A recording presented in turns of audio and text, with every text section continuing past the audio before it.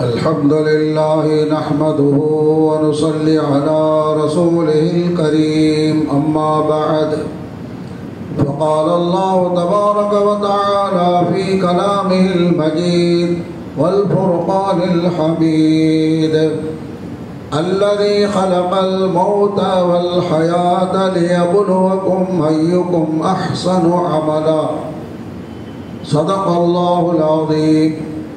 وقال نبينا صلى الله عليه وسلم في شهر شعبان وهو شهر ترفع فيه الأعمال إلى رب العالمين وأحب أن يرفع عملي وأنا صائم أو كما قال عليه الصلاة والسلام. நிறையுடைய வாழ்வளித்து நெடுநிலத்தை காப்பதற்கு மறையளித்த இறைவனுக்கே மாபெரும் புகழனைத்தோம்.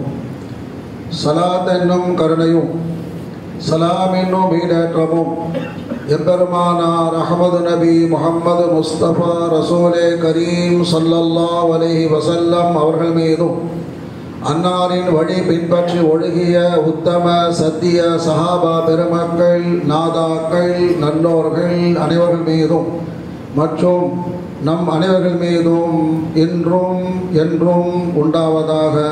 ஆமீன். அன்பு நிறைந்த அல்லாஹ்வின் நல்லடியார்களே, சிறப்பான இன்றைய ஜும்மாவுடைய பயானின் தலைப்பாக சங்கை மிகு ஷாபான் மாதம் என்ற தலைப்பில் சில விஷயங்களை நாம் பார்க்க இருக்கின்றோம். அன்பு நிறைந்த அல்லாஹ்வின் நல்லடியார்களே, சிறப்புமிக்க ரஜப மாதம் நிறைவு பெற்று இன்று சங்கமிக்க ஷாபான் மாதத்தினுடைய முதல் நாள் முதல் ஜும்மாவில் நாம் அமர்ந்திருக்கின்றோம். ரசூலுல்லாஹி ஸல்லல்லாஹு அலைஹி வஸல்லம் அவர்கள் ரஜப மாதம் ஆரம்பிக்கும் பொழுது என்ன துவா செய்வார்கள் என்பதை நாம் சென்ற ஜும்மாக்களிலே பார்த்தோம். ரசூலுல்லாஹி ஸல்லல்லாஹு அலைஹி வஸல்லம் அவர்கள் ரஜப மாதம் ஆரம்பமாகிவிட்டால் துவா செய்வார்கள், யா அல்லாஹ், ரஜப மாதத்திலும் ஷாபான் மாதத்திலும் பரக்கத் செய்வாயாக, ரமலான் மாதத்தை அடையக்கூடிய பாக்கியத்தை தந்தருள்வாயாக என்று துவா செய்வார் என்பதை நாம் சென்ற ஜும்மாக்களில் தெரிந்து கொண்டோம். அந்த அடிப்படையில் அல்லாஹ் ஜல்ல ஷானஹு வ தஆலா ரஜப மாதத்தினுடைய பரக்கத்துகளை முழுமையாக பெற்றவர்களாகவும் நடைபெறக்கூடிய ஷாபான் மாதத்தினுடைய பரக்கத்துகளையும் முழுமையாக பெறக்கூடிய பாக்கியத்தையும் வரக்கூடிய ரமலானில் பரக்கத்துகளை முழுமையாக பெறக்கூடிய பாக்கியத்தையும் அல்லாஹ் தஆலா நம் அனைவர்களுக்கும் தந்தருள் புரிவானாக. அன்பு நிறைந்த அல்லாஹ்வின் நல்லடியார்களே, ஷாபான் மாதம் ஆரம்பித்து விட்டால் ரசூலுல்லாஹி ஸல்லல்லாஹு அலைஹி வஸல்லம் அவர்கள் மற்ற மாதங்களில் நோன்பு நோற்பதை விட மற்ற மாதங்களில், அதாவது ரமலான் மாதத்தில் முழுமையாக நோன்பு நோற்பார்கள். அதை தவிர மற்ற மாதங்களில் ஒரு நாள், 2 நாள், 3 நாள் இப்படி நோன்பு வைப்பார்கள். ஆனால் ஷாபான் மாதம் வந்துவிட்டால் 1-2 நாட்களை தவிர இந்த மாதம் முழுவதுமே ரசூலுல்லாஹ் நோன்பு வைப்பார்கள். அந்த அளவிற்கு ஷாபான் மாதத்திலே ரசூலுல்லாஹி ஸல்லல்லாஹு அலைஹி வஸல்லம் அவர்கள் அதிகமாக நோன்பு வைப்பதை பார்த்த ஒரு சஹாபி சொன்னார்கள். ரசூலுல்லாஹ் இடத்துல கேட்டார்கள். உஸாமா ரலியல்லாஹு அன்ஹு ஒரு சஹாபி, அவங்க பேர். யா ரசூலல்லாஹ், தாங்கள் மற்ற மாதங்களை விட ஷாபான் மாதத்திலே அதிகமாக நோன்பு வைக்கின்றீர்களே, என்ன காரணம் என்று கேட்டார்கள். இப்போ ரசூலுல்லாஹ் சொன்னாங்க, ஷாபான் மாதம் இருக்கிறதே, இந்த மாதத்தை பற்றி அதிகமான மக்கள் கவனக்குறைவாக இருக்கின்றார்கள். ஆனால் இந்த மாதம் இருக்கிறது மிக மிக கவனம் செலுத்த வேண்டிய ஒரு மாதம். ஏனென்றால் இந்த மாதத்திலே இந்த வருஷம் பூராவும் நாம் செய்கின்ற நல்ல அமல்கள் வருஷம் பூராம் செய்த நல்ல அமல்கள் இந்த மாதத்திலே அல்லாஹ்விடத்திலே சமர்ப்பிக்கப்படுகிறது. எனவே என்னுடைய அமலும் அல்லாஹ்வுடைய தர்பாரிலே சமர்ப்பிக்கப்படும். அப்பொழுது நான் நோன்பாளியாக இருக்க விரும்புகின்றேன் என்று சொன்னார்கள் பெருமானார் ஸல்லல்லாஹு அலைஹி வஸல்லம். அப்போ இதிலிருந்து நாம் விளங்க வேண்டியது என்னன்னு சொன்னால், ரெண்டு விஷயத்தை நாம் விளங்க வேண்டும். ஒன்று, நல்ல அமல்களுடைய முக்கியத்துவத்தை நாம் விளங்க வேண்டும். நல்ல அமல்களுடைய முக்கியத்துவம் எந்த அளவுக்கு இருக்கிறது. நல்ல அமல்கள் செய்தால் மட்டும் போதாது, அல்லாஹ்விடத்திலே நம்முடைய அமல்கள் சமர்ப்பிக்கப்படுகின்ற பொழுது அல்லாஹ் தஆலா அதை ஏற்றுக்கொள்ள வேண்டும். நல்ல அமல்களையும் செய்ய வேண்டும், அந்த அமல்கள் அல்லாஹ்விடத்திலே ஏற்றுக்கொள்ளப்பட்டதாக இருக்க வேண்டும். இந்த இரண்டு விஷயங்களை நாம் பார்க்க வேண்டும். முதலிலே நல்ல அமல்களுடைய முக்கியத்துவம் என்னவென்று சொன்னால்,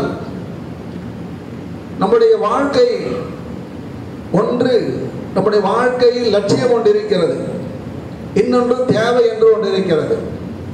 ரெண்டு இருக்கு. ஒன்று வாழ்க்கையின் லட்சியம், இன்னொன்று வாழ்க்கையின் தேவைகள். உருதுல சொல்றதா மக்சதே ஜிந்தகி, இன்னொன்று ஜரூரியாத் ஜிந்தகி.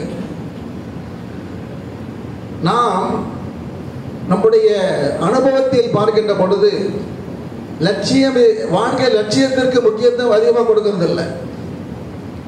வாழ்க்கை லட்சியத்திற்கு முக்கியம் கொடுப்பதில்லை, வாழ்க்கையினுடைய தேவைக்கு அதிகமாக முக்கியம் கொடுக்கிறோம். எப்படி என்று சொன்னால், வாழ்க்கை லட்சியம் இருக்கிறதே, அதுதான் நல்ல அமல்கள் செய்வது. அல்லாஹ் தஆலா அதற்காகத்தான் நம்மை படைத்தார், நமக்கு வாழ்க்கையை கொடுத்திருக்கின்றார், ஹயாத்து மௌத்தை கொடுத்திருக்கின்றார். அல்லாஹ் குர்ஆன் ஷரீஃபில் சொல்லுவார், அல்லதி ஹலகல் மௌத வல் ஹயாத லியப்லுவக்கும் அய்யுக்கும் அஹ்ஸனு அமலா. தபாரக்கல்லதி சூராவுடைய முதல் ஆயத்து. அல்லதி ஹலகல் மௌத வல் ஹயாத லியப்லுவக்கும் அய்யுக்கும் அஹ்ஸனு அமலா. நான் உங்களை எதற்காக படைத்தேன் தெரியுமா? உங்களுக்கு ஹயாத்தை மௌத் ஏன் கொடுத்தேன் தெரியுமா? உங்களுக்கு ஹயாத்தை கொடுத்து கொஞ்ச நாள் நீங்கள் ஹயாத்தா இருந்து நீண்டு நீங்கள் மௌத்தாக வேண்டும். இந்த வாழ்க்கை லட்சியம் என்ன தெரியுமா? லியப்லுவக்கும் அய்யுக்கும் அஹ்ஸனு அமலா. யார் நல்ல அமலை அதிகமாக செய்தீர்கள் என்பதை சோதிப்பதற்காக தான் வாழ்க்கை லட்சியம். வாழ்க்கையின் தேவை என்ன? நாம் உயிர் வாழ்வதற்கு, வாழ்க்கை வாழ்வதற்கு பணம் தேவைப்படுகிறது, காசு தேவைப்படுகிறது, இருப்பதற்கு இடம் தேவைப்படுகிறது, உடுப்பதற்கு உடை தேவைப்படுகிறது, இடம் தங்குவதற்கு வீடு, உண்பதற்கு உணவு, உடுப்பதற்கு உடை, இதெல்லாம் தேவைகள். நாம தேவைகளுக்கு எந்த அளவுக்கு முக்கியத்துவம் கொடுத்தோம்னு சொன்னால், காலை விழித்ததிலிருந்து இரவு படுக்க செல்லுகின்ற வரை அதே சிந்தனை தான் நமக்கு. இன்னைக்கு எவ்வளவு சம்பாதிக்கணும், நேற்று எவ்வளவு சம்பாதித்தோம், நம்முடைய பேங்க் பேலன்ஸ் எவ்வளவு இருக்கிறது, அடுத்தடுத்து நாம் என்ன செய்ய வேண்டும், அவர் எப்படி இருக்கின்றார், இவர் எப்படி இருக்கின்றார், அவரை போன்று நாம் ஆக வேண்டுமா வேண்டாமா, இப்படி வாழ்க்கையின் தேவைகள் இதிலே கவனம் அதிகம் செலுத்துகின்றோம். வாழ்க்கையில் லட்சியத்தில் கவனம் கம்மியாகிடும். நாம் எவ்வளவு தொழுந்திருக்கோம், எவ்வளவு நோன்பு வச்சிருக்கோம், நம்ம கடமைகளை சரியா நிறைவேற்றுவோமா, ஒழுங்காக தொழுதமா, கவனம் கொள்கின்றோம். ஆனால் அது குறைவாக கல்கின்றோம். ஆனால் அதிகமாக முக்கியத்துவத்தை கொடுக்கிறோம் சொன்னால் வாழ்க்கை லட்சியத்திற்கு முக்கியத்துவம் கொடுக்க வேண்டும். ஏன் தெரியுமா? ரசூலுல்லாஹி ஸல்லல்லாஹு அலைஹி சொன்னார்கள், நம்முடைய அமல்களுடைய முக்கியத்துவத்திற்கு, அமல்களுடைய முக்கியத்துவத்தை சொல்லுகின்ற பொழுது உதாரணம் சொன்னாங்க. சில நேரங்கள் ரசூலுல்லாஹி ஸல்லல்லாஹு அலைஹி வஸல்லம் அவர்கள் மிக முக்கியமான விஷயம் என்று சொன்னால் மனதில் பதிய என்பதற்காக பிராக்டிக்கலாக உதாரணம் சொல்லுவாங்க. அமல்களுக்கு உதாரணம் சொன்னாங்க.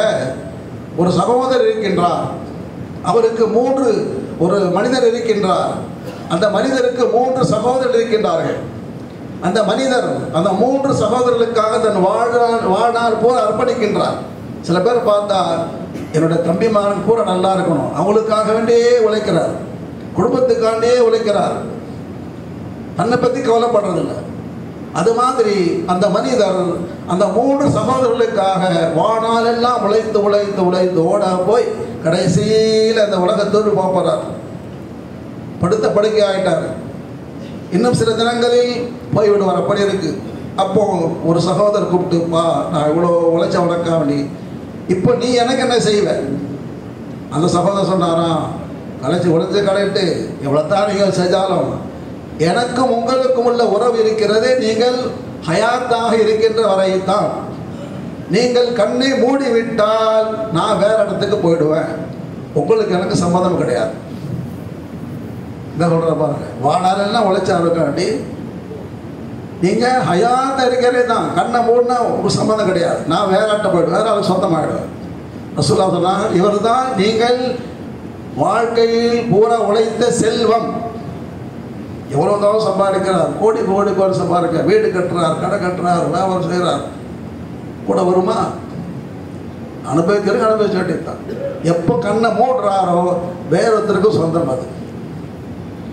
இரண்டாவது சகோதரர் கூப்பிட்டு கேட்டாரு, நீங்க என்ன செய்வீங்க? அவர் சொன்னாரு, நீங்க மௌத்தா போனா குளிப்பாட்டி கஃனிட்டு ஜனாதா தொலை வச்சு அம்ஜிகர் கபரிஸ்தானுக்கு தூக்கிட்டு போய் கபரு தோண்டி அடக்கம் பண்ணிட்டு கபரு தோன்றவெல்லாம் காசு கொடுப்போம்.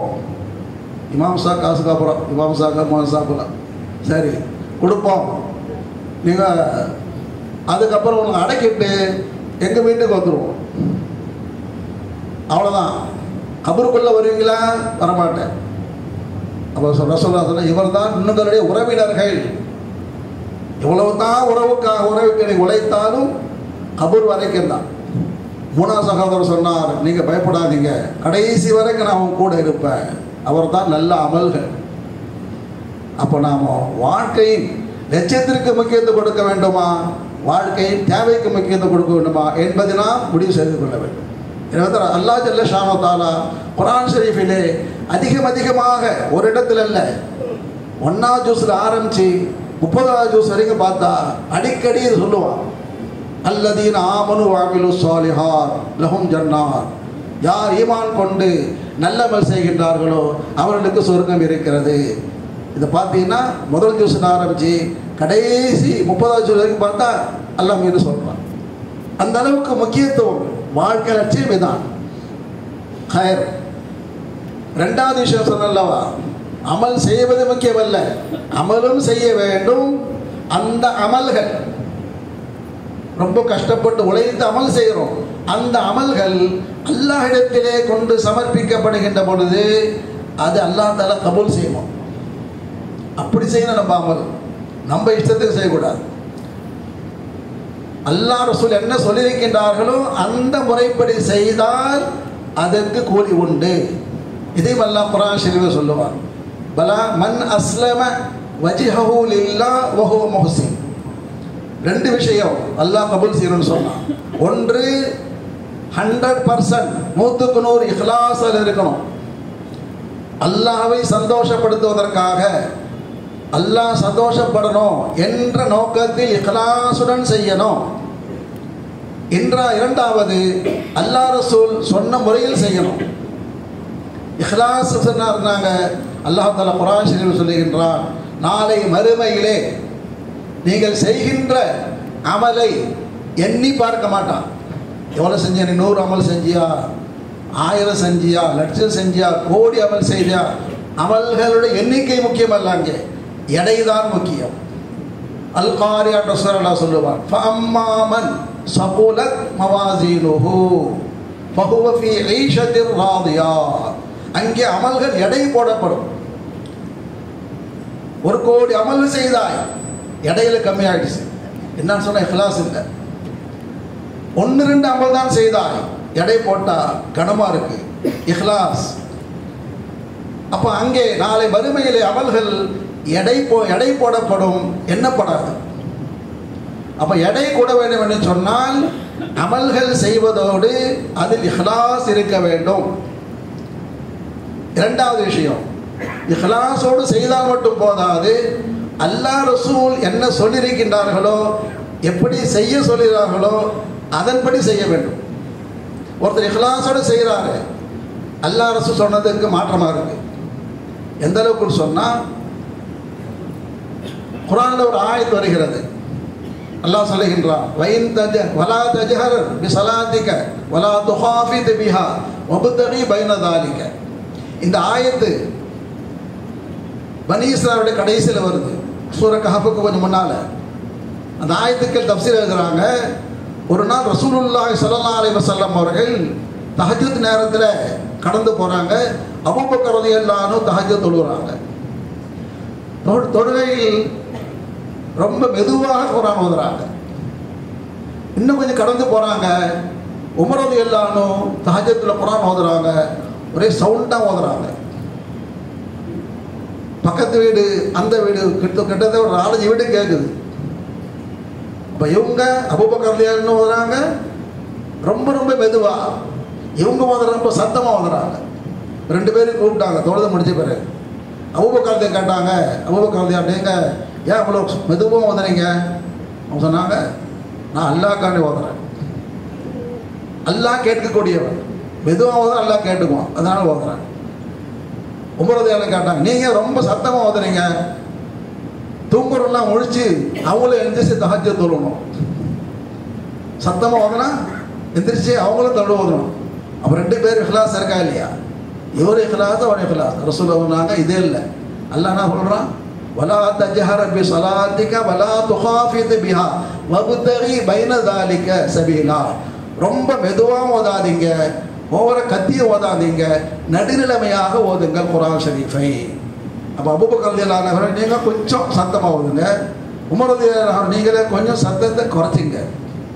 இதுதான் இத்திபா சுன்னத். சில பேர் பார்த்தா ஃபஜரில் வருவாங்க, ஜமாத் முடிஞ்சு போச்சு, ஃபஜர் பள்ளிவாசல் உள்ள வந்த உடனே ஜமாத் முடிஞ்சு போச்சா டக்குன்னு தக்பீர் கட்டிக்கிறது. கவனத்தில் கொள்ள வேண்டும். ஜமாத் ஃபஜர் ஜமாத் முடிஞ்ச பிறகு தொழுறான்னு சொன்னால் சூரிய உதயத்தை பார்க்கணும். ஒவ்வொரு பள்ளியிலையும் சூரிய உதயம் போட்டிருக்கோம். அப்போ ஃபஜ்ருடைய தொழுகை இருக்கிறதே சூரிய உதயத்திற்கு முன்னால் தொழுவணும்.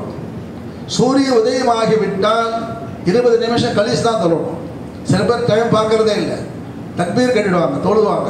அப்புறமா இமாம் சாப் மோகன் சாப் பாபு முடிஞ்ச பிறகு நீங்கள் தொழுது சரியில்லை பாருங்கள், சூரிய உதயமான தொழுதுருங்க, அப்போ திரும்ப தொழுங்கன்னு சொல்லுவாங்க.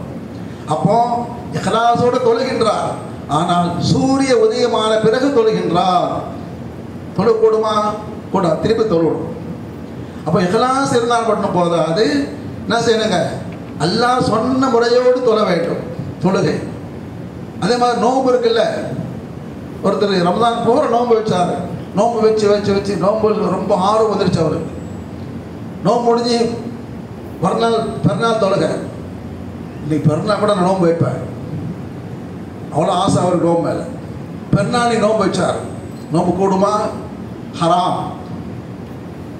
நோன்புங்கிறது ஹராம். அன்றைய தினத்தில் அல்லாஹ் தஆலா விருது கொடுக்கின்றான். நோன்பு வச்சா ஹலால் மட்டுமல்ல ஹராம். அப்போ நோன்புக்கு வரையறை இருக்கிறது, ஜகாத் இருக்கிறது. ஜகாத்து யாருக்கு கொடுக்கணும்? ஏழைகளுக்கு கொடுக்க வேண்டும். சில பேர் தெரியாமல் என்ன பண்ணணும்டா, பள்ளிவாசல் கட்டி விட்ருவாங்க. பெரிய கோடீஸ்வரர் 100 லட்சம் இருக்க, 100 கோடி வச்சுங்களேன், 100 கோடி இருந்தால் 2.5 கோடி எவ்வளோ ஜகாத் கொடுக்கணும்? பார்த்து 2.5 கோடி, 2.5 கோடிக்கு பள்ளிவாசல் கட்டினார். பள்ளிவாசல் கூடுமா? ஜகாத் கூடுமா? கூடாது. ஜகாத் பணத்தை பள்ளிவாசலுக்கு கொடுக்கக்கூடாது, பள்ளிவாசல் கட்டுறதுக்கு கொடுக்கக்கூடாது. யாருக்கு கொடுக்கணுங்க? ஏழைகளுக்கு கொடுக்க வேண்டும். அப்போ இஹ்லாஸ் இருக்கு, ஆனால் இத்திபா சுன்னத் அல்லாஹ் ரசூல் சொன்ன முறையில் இல்லை ஜகாத். அதே மாதிரி ஹஜ்ஜி இருக்கிறதே, ஹஜ்ஜி அல்லாஹ் தஆலா என்னென்ன அல்லாஹ் ரசூலும் என்னென்ன முறைகளில் சொல்லியிருக்கின்றார்களோ அந்த முறையில் நிறைவேற்ற வேண்டும். ஹஜ்ஜுடைய அமல்கள் வித்தியாசமாக இருக்கும். ஹஜ்ஜுடைய அமல்களிலே மிக முக்கியமான அமல் இருக்கிறது 5 நாள். 5 நாள் முக்கியமானது. அதிலும் குறிப்பாக 3 நாள். ஜுல்ஹஜ் பிறகு 8 அன்னைக்கு மினாவில் தங்கணும், 9 அன்னைக்கு அரஃபாவில் தங்கணும், அரஃபாவில் முடிச்சுட்டு 10வது இரவு முஸ்தலிஃபாவில் போய் தங்கணும். இந்த 3 அமல் இருக்குல்ல, மிக முக்கியமானது. 8வது அமல் என்ன தெரியுங்களா? மினா. மினாங்கிறது சொன்ன வெறும் மைதானம் தாங்க, வெறும் மைதானம், ஒன்றுமே இல்லை, பள்ளிவாசல் ஒன்றும் இல்லை. அங்கேருந்து ஒரு 5-6 கிலோமீட்டரில் காபத்துல்லா இருக்குது. என்ன முறை? ஹாஜிக்கு என்ன சட்டம் என்று சொன்னால், அவர் பிறகு 8 அன்னைக்கு மினாவில் தான் இருக்கணும். 5 வேளை மைதானத்தில் தான் தொழணும், கூடாது தொழணும். இல்லை காபத்துல்லா போய் தொழுதா ஒரு தொழுகைக்கு 1 லட்சம் சொல்கிறேன், போய் தொழுடாமா? சுன்னத்துக்கு ஹிலாஃப், சுன்னத்துக்கு மாற்றமானது. அப்போ ஹாஜி பிற 8 அன்னைக்கு மினா மைதானத்தில் தான் தொழுவணும். 9 அன்னைக்கு அரஃபா. அரஃபா தினத்தில் அரஃபா மைதானத்தில் இருக்கின்ற பொழுது லொஹரையும் அசரையும் சேர்த்து தொழுவணும். எப்போ தொழுவணும்? லொஹர்லேயே தொழுவணும். இல்லை அசர் நேரம் தான் தொழுறேன், அசர் நேரம் ஒன்றும் வரலை. ஆனால் ஹாஜியோட சட்டம் என்ன? ஹாஜிக்கு அசர் நேரம் வரவில்லை. இருந்தால் ரசூல் அப்படி தொழுதிருக்காங்க. அரஃபாவில் லொஹர் நேரத்திலேயே அசரையும் சேர்த்து தொழ வேண்டும். அதே மாதிரி அரஃபா முடிச்சிருச்சு, முஸ்தலிஃபாவுக்கு போகணும். அங்கேருந்து ஒரு 5-6 கிலோமீட்டர். அரஃபாலேருந்து போய் முஸ்தலிஃபாவுக்கு போய் தான் இஷாவு மகரிப் தொழணும். முஸ்தலிஃபாவுக்கு போகும்போது இஷா ஆகிடும். அங்கே சென்று தான் மகரிபை இஷா சேர்த்து தொழணும். மகரிபுடைய நேரம் இடையிலே வந்துடும். தொழுலாமா? தொழக்கூடாது. மகரிப் நேரம் வந்துருச்சு, கலாகக்கூடாது. ஒலியிலே அல்லாஹ் ஒரு மகரிப் தொழலாமா? தொழுதக்கூடாது. அப்போ ஹாஜி இருக்கின்றாரே, அவர் மகரிபைய தொழுகையை எங்கே தொழணும்? இஷா நேரத்தில், மகரிபுடைய நேரத்தில் அல்ல, இஷாவுடைய நேரத்தில் முஸ்தலிஃபாவுக்கு சென்று அங்கே போய் மகரிப் இஷாவையும் சேர்த்து தொழணும். மகரிப் கலா கிடையாது, அதாவாக இருக்கின்றது. இதான் சட்டம். அப்போ தொழுகை என்பது அல்லாஹ் ரசூல் சொன்ன முறையில் தொழ வேண்டும். இஹ்லாஸோடு தொழணும், அல்லாஹ் சொன்ன முறையில் தொழணும். நோன்பு, ஸகாத், ஹஜ் இது போன்ற எல்லா அமல்களையும் நாம் முழுக்க இஹ்லாஸோடு செய்வதோடு மட்டுமல்லாமல் அல்லாஹ் ரசூல் எந்த முறையில் செய்ய சொல்லியிருக்கின்றார்களோ அந்த முறையில் செய்தால்தான் அதற்கு அல்லாஹ்விடத்தில் கூலி உண்டு. எனவேதான் நபிமார்கள், வலிமார்கள், இறைநேசர்கள் எவ்வளோதான் அமல் செய்து விட்டாலும் அல்லாஹ்விட துவா செய்வாங்க. அமல் செய்துட்டோம் போல் அப்படின்னு, யா அல்லாஹ் என்னோட அமல்களில் குறையதும் இருந்தால் மன்னிச்சிரியா அல்லாஹ், கபூல் செய்யா அல்லாஹ் என்று கபூலுக்காக துவா செய்வார்கள். குர்ஆன் ஷரீஃபில் நாம் பார்க்கிறோம் அல்லவா, இப்ராஹிம் அலைஹிஸ்ஸலாம் அவர்களும் இஸ்மாயில் அலைஹிஸ்ஸலாம் அவர்களும் காபத்துல்லாவை கட்டி முடித்தார்கள். வயது அர்ஃபா இப்ராஹிமுல் கவாயித மினல் பைதி வ இஸ்மாயில், இப்ராஹிம் அலைஹிஸ்ஸலாம் அவர்களும் இஸ்மாயில் அலைஹிஸ்ஸலாம் காபத்துல்லா கட்டிவிட்டு அல்லாஹ்ட்ட துவா செய்கிறாங்க. ரப்பனா தகப்பல் மின்னா, யா அல்லாஹ் நீ சொன்னபடி வீட்டை கட்டிட்டோம், இதில் குறை இருந்தாலும் மன்னிச்சு ஏற்றுக்கொள் யா அல்லாஹ் என்று துவா செய்வார்கள். அப்போ அமல்களும் செய்ய வேண்டும், இஹ்லாஸ் செய்ய வேண்டும். அந்த அமல்கள் அல்லாஹ் இடத்திலே கபூல் ஆவதற்கு என்ற முறையில் செய்ய வேண்டும். அல்லாஹ் ஜல்ல ஷானஹு தஆலா நம் அனைவர்களுக்கும் நல்ல அமல்களை அதிகமாக செய்யக்கூடிய பாக்கியத்தை தந்தருள்வானாக. அந்த அமல்களை அல்லாஹ் தஆலா குறை எதுவும் இருந்தால் குறைகளை மறைத்து நிறைவு செய்து கபூல் செய்திருள்வானாக. ஆமீன். வாஹிரு தஅவானா அல்ஹம்துலில்லாஹி ரப்பில் ஆலமீன்.